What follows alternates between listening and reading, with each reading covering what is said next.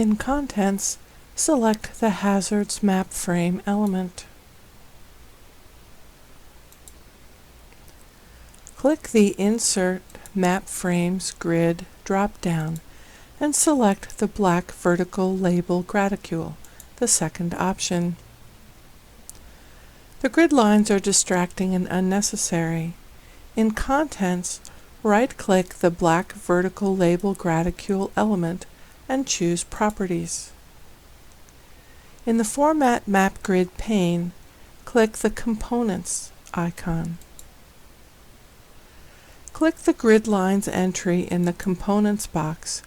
Underneath it, click the line symbol to edit it. In the Properties tab, use the Grid Lines, Properties, Symbol, Appearance settings to change the color to no color.